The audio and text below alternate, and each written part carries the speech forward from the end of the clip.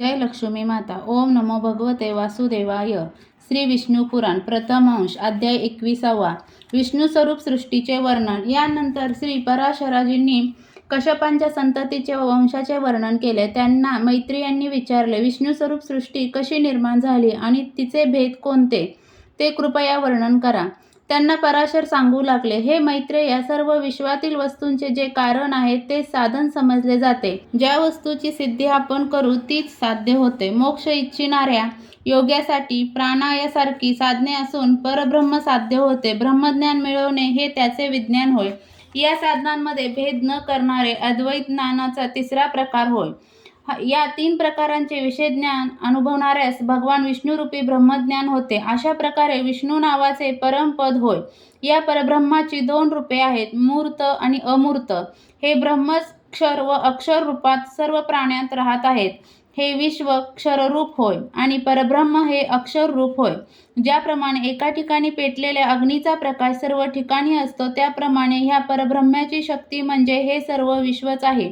अग्नीच्या जवळ वा दूर असण्याचे जसा त्याचा प्रकाश कमी जास्त होतो, तसेच या ब्रह्माच्या शक्तीचे समजावे. ब्रह्मा, विष्णू व शिव या 3 त्यातील प्रमुख शक्ती होत. इतर देवता, प्रजापती, मनुष्य, पशुपक्षी, वंचर, वृक्ष, वेली हे सर्व म्हणजे त्याहून क्षीण ब्रह्मशक्ती होत. ब्रह्माचे परमस्वरूप तेच मूर्त स्वरूप असलेला भगवान विष्णू हा सर्व शक्तिमान आहे. योगी लोक सर्वात प्रथम त्याचेच चिंतन करतात. ह्या विश्वाच्या निर्लेप, निर्गुण, निर्मल आत्म्याला ते कौस्तुभ मण्याप्रमाणे धारण करतात. तसेच त्या अनंत भगवानाने येथील प्रधान तत्वाला कमळाच्या रूपात, बुद्धीस गदेच्या रूपात, अहंकार व राजस गुणांना शंख व धनुष्याच्या रूपात धारण केले आहे. मग हे भगवान विष्णूचे चक्र होय. 5 तन्मात्रा व 5 महाभूतांनी त्यांची वैजयंती माला झालेली आहे. कर्णात्मक इंद्रिय म्हणजे विष्णूचा बाण होय. अविद्यात्मक ज्ञान म्हणजे त्यांचे निर्मल खड्ग होय. अशा प्रकारे विष्णू श्रीहरी रूपरहित होऊन या सर्व विश्वाचे धारण करून राहिले आहेत. ह्या लोकात किंवा परलोकात मूर्त अमूर्त वस्तू ज्या आहेत ती सर्व विष्णूची शरीरे आहेत असे जाणा. ज्याच्या चित्तात अशी भावना असते तो राग, द्वेष, आशा शरीराच्या रोगापासून मुक्त होतो. ह्या पुराणाचा प्रथम अंश जो ऐकतो त्याची सर्व पापे नष्ट होतात. 12 वर्षे कित्येक महिन्यात पुष्कर तीर्थात स्नान करण्याने जे फल मिळते ते हा प्रथम अंश ऐकताच मिळते. त्याला सर्व देवदेवता वर देतात. आता द्वितीय अंश सुरू होत आहे. द्वितीय अंश अध्याय 22. प्रियवंत वंश. मैत्रेय म्हणाले, हे गुरु, तुम्ही पुराणाच्या प्रथम अंशात विश्वरचनेचे वर्णन केले आणि त्यातील स्वयंभू मनूच्या प्रियव्रत व उत्तानपाद या पुत्रांमधील दुसऱ्याच पुत्राचा ध्रुव यांचा वृत्तांत तुम्ही सांगितलात, पण प्रियव्रताविषयी तुम्ही काहीच सांगितले नाही. पराशर म्हणाले, प्रियव्रताचा विवाह कर्दम ऋषीच्या कन्येशी झाला. त्यांना सम्राट व कुशी या 2 कन्या व 10 पुत्र झाले. ते पुत्र अतिशय बुद्धिमान, विनयी व मातापित्यांना अतिशय प्रिय होते. अग्निग्रह, अग्निबाहू, वपुष्मान, द्युतिमान, मेधातिथी, भव्य, सवन, पुत्र आणि ज्योतिष्मान हे ते 10 पुत्र होत. आपल्या बल व पराक्रमाने ते 10ही जण प्रसिद्ध होते. मेधा, अग्निबाहू व पुत्र हे तिघे योगात प्रवीण असून विरक्त होते. त्यांना आपले पूर्वजन्म आठवत होते. उरलेल्या 7 मुलांना राजाने 7 द्वीपे दिली. अग्निग्रहाला जंबूद्वीप, मेधातिथाला प्लक्ष, वनुष्मानाला शाल्यम, ज्योतिष्मानस कुश, ध्यातिमानास क्रौंच आणि भव्यास शाक द्वीप अशी राज्ये दिली. अग्निध्राला 9 पुत्रे झाले. जंबूद्वीपाचे 9 विभाग पाडून अग्निध्राने ते त्यांना वाटून दिले.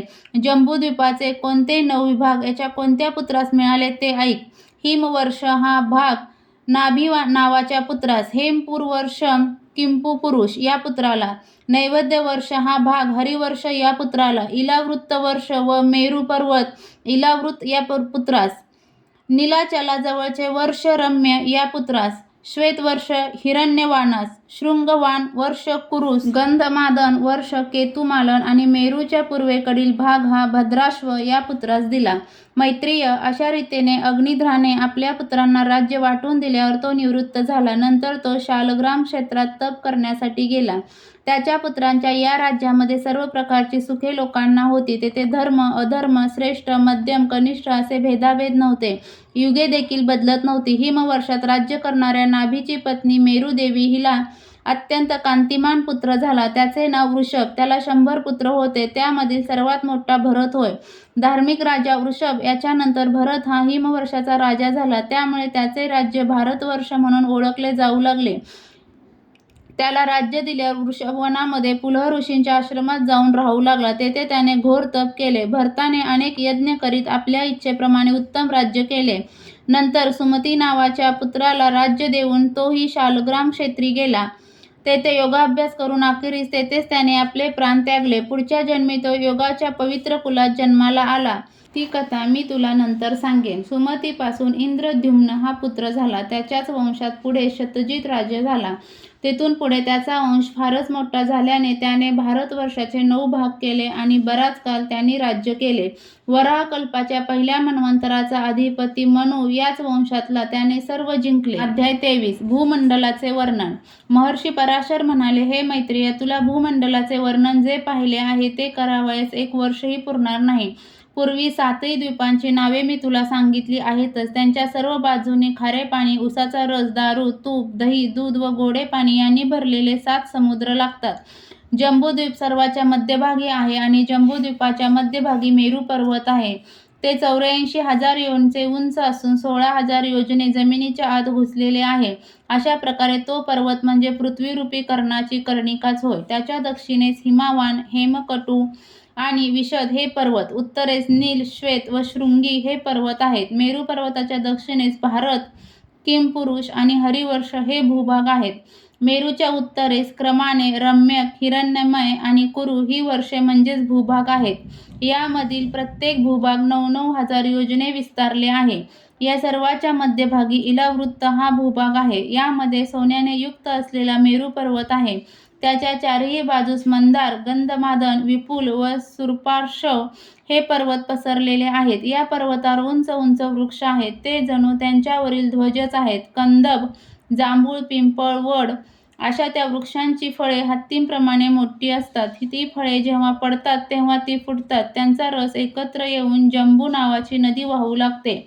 या नदीचे पाणी अतिशय औषधी आहे. तेथे अरुणोदय, महाभद्र, असितोद आणि मानस ही 4 पवित्र सरोवरे आहेत. इतरही अनेक पर्वत तेथे आहेत. विष्णूच्या चरणांपासून उगम पावलेली गंगा नदी चंद्रमंडलाला फेरी मारून स्वर्गातून ब्रह्मपुरी येथे खाली पडते. ती तेथे पडल्यावर सीता, अलकनंदा, चक्षु व भद्रा असे तिचे 4 भाग होतात. ते 4 दिशांना वाहू लागतात.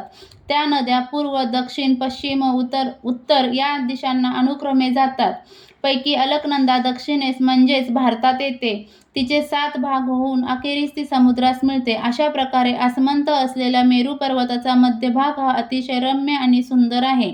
तेथे असलेल्या गुहा व उपनद्यांमध्ये देवदेवतांची सुंदर मंदिरे आहेत.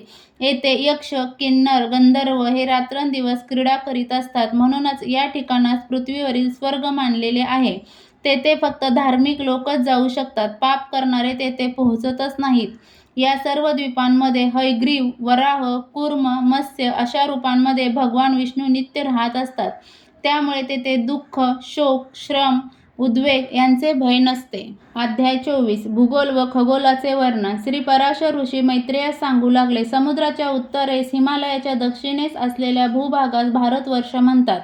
या प्रदोतात महेंद्र, मलय, साह्य, शुक्तिमान, वृक्ष, विंध्य, पारियात्र असे सर्व पर्वत आहेत. या भारतवर्षांचे इंद्रद्वीप, कमेरू, ताम्रपर्ण, गभस्तिमान, नागद्वीप, सौम्य, गंधर्व आणि वारुण असे एकूण 8 विभाग असून 9वा भाग म्हणजे समुद्राने वेढलेले 1000 योजने विस्ताराचे बेट होय.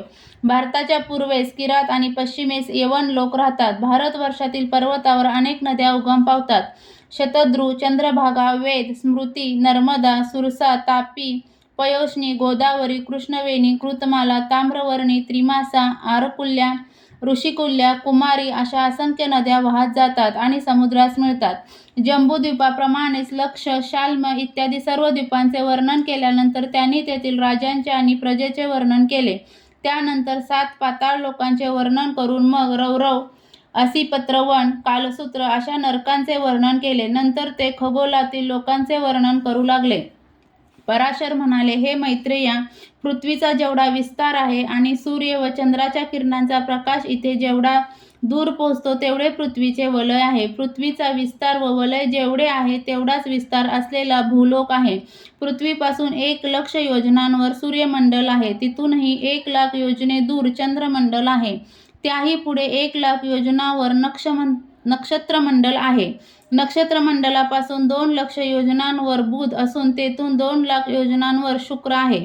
तिथपासून 2,000 योजनांवर अनुक्रमे मंगळ, गुरु, शनी येतात. शनीच्या पासून 1,00,000 योजनांवर संपूर्ण ज्योतिष चक्र आहे. या संपूर्ण ज्योतिष चक्राच्या जणू नाभीवर ध्रुव तारा आहे. ध्रुवामधून 1,00,00,000 योजने उंचावर महरलोक आहे. त्यात सिद्ध लोक राहतात. तेथून 2,00,00,000 योजनांवर जनलोक असून जनलोकांपासून 8,00,00,000 योजनांवर तपलोक आहे. तपलोकांपासून 12,00,00,000 योजनांवर सत्यलोक किंवा ब्रह्मलोक आहेत. येथे अमरलोक राहतात. यानंतर सूर्याच्या दिव्य रथाचे व सूर्याचे वर्णन करून श्री पराशर म्हणाले, आकाशातील आकृतीमधील शेपटीत ध्रुव स्थिर असतो. ह्याच ध्रुव स्वतः फिरत असून राशीचक्राला फिरवतो.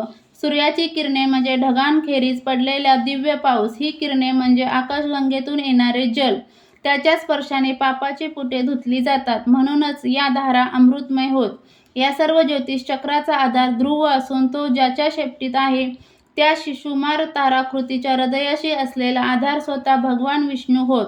श्री पराशरांनी त्यानंतर सूर्यमंडल आणि ऋतू या 2 चक्रांमधील संबंध सांगून चंद्र, बुध, गुरु, शनी इत्यादींच्या रथाचे वर्णन करून ते म्हणाले, शिशुमार चक्राचे दर्शन जो मनुष्य रात्री करील तो त्या दिवशी केलेल्या पापातून मुक्त होईल. ओम नमो भगवते वासुदेवाय नमः. आजच्या पुरते इतकेच. आज इथेच थांबते. तुम्हाला हे कसे वाटले ते मला नक्की सांगा. आवडले असेल तर लाईक, शेअर आणि सबस्क्राईब नक्की करा.